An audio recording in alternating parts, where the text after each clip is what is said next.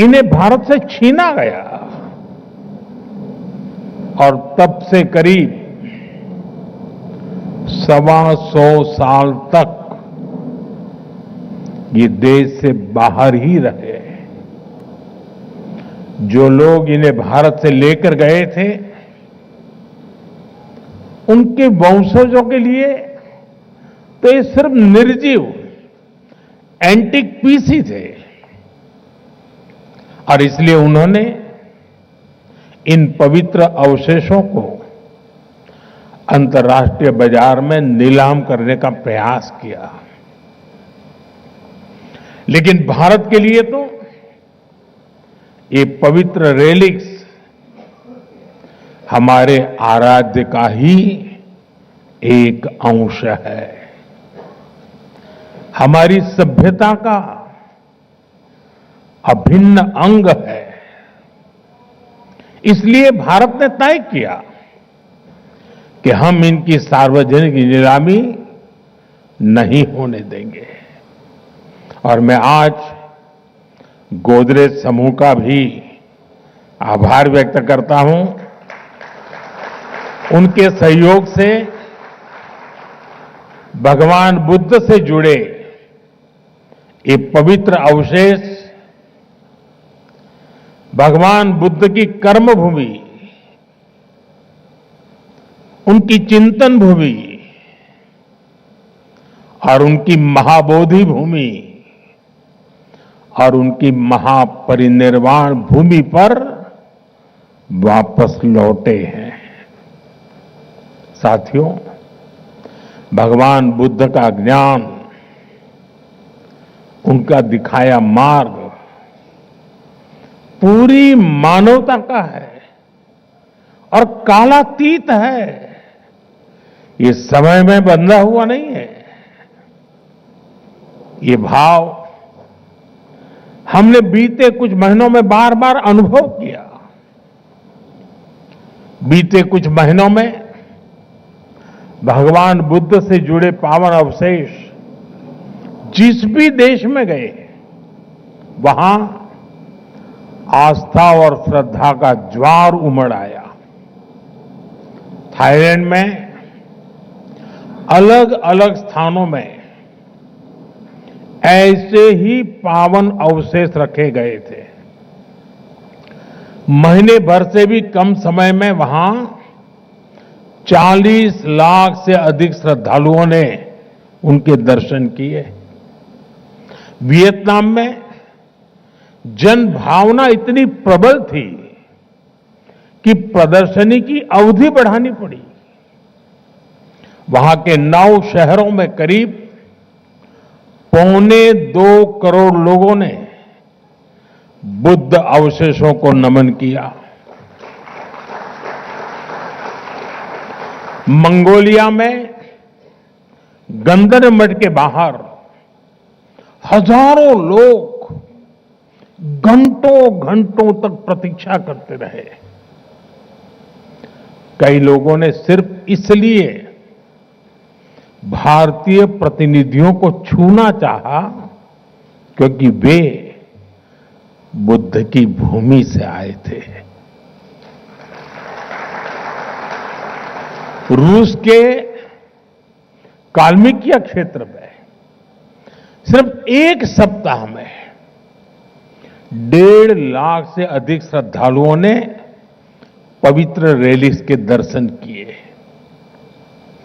ये वहां की आधे से भी अधिक आबादी के बराबर है। विभिन्न देशों में हुए इस आयोजन में क्या आमजन, क्या हेड ऑफ द गवर्नमेंट, सभी एक समान श्रद्धा से जुड़े। भगवान बुद्ध सबके हैं, भगवान बुद्ध सबको जोड़ते हैं। साथियों, मैं खुद को बहुत भाग्यशाली समझता हूं क्योंकि भगवान बुद्ध का मेरे जीवन में बहुत ही गहरा स्थान रहा है। मेरा जन्म जिस वड़नगर में हुआ वो बौद्ध शिक्षा का बहुत बड़ा केंद्र था।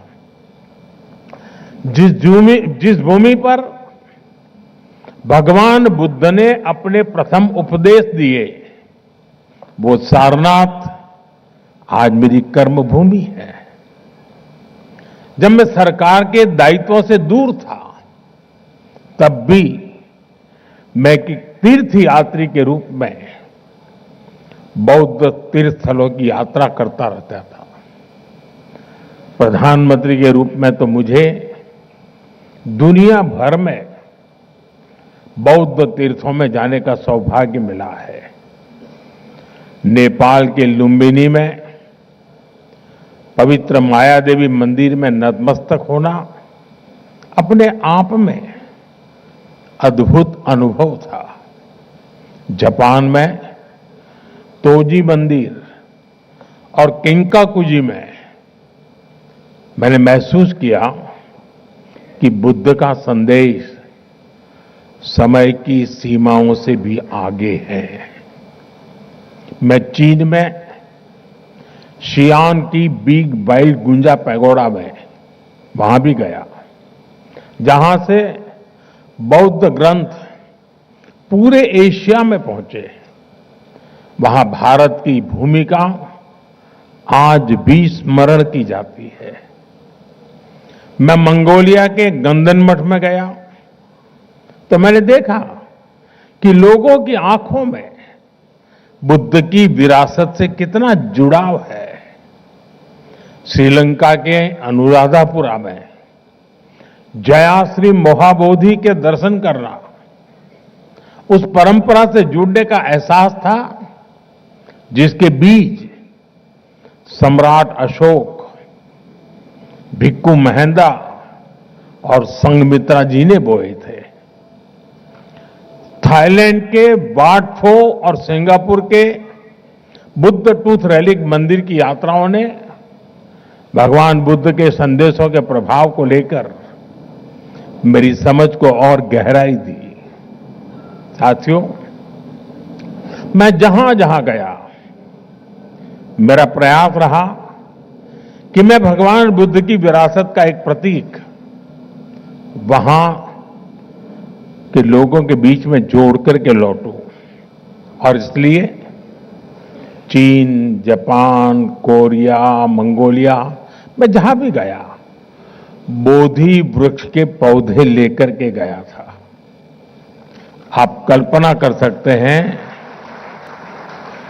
जिस हिरोशिमा पर, उस हिरोशिमा शहर को एटम बम ने तबाह कर दिया था, वहां के बॉटनिकल गार्डन में बोधि वृक्ष का होना मानवता के लिए कितना बड़ा मैसेज बना है। साथियों, भगवान बुद्ध की हमारी ये साझा विरासत इस बात का भी प्रमाण है कि भारत सिर्फ पॉलिटिक्स, डिप्लोमेसी और इकोनॉमी से ही नहीं जुड़ता, बल्कि हमारा जुड़ाव कहीं गहरा है। हम मन और संवेदनाओं से जुड़े हैं। हम आस्था और अध्यात्म से भी कनेक्टेड हैं। साथियों, भारत केवल भगवान बुद्ध के पावन अवशेषों का संरक्षक नहीं है, बल्कि उनकी परंपरा का जीवंत वाहक भी है। पिपरवा, वैशाली, देवनी मोरी और नागार्जुन कोंडा जैसे प्राप्त भगवान बुद्ध से जुड़े अवशेष बुद्ध के संदेश की जीवित उपस्थिति है। भारत ने इन अवशेषों को साइंस और अध्यात्म हर रूप में संभाला है, सहेजा है।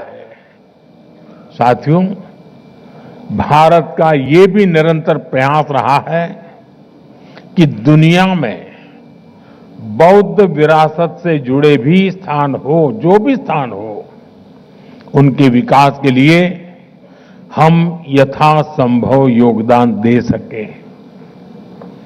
जब नेपाल में आए भीषण भूकंप ने प्राचीन स्तूपों को नुकसान पहुंचाया, तो भारत ने उसके पुनर्निर्माण में सहयोग दिया।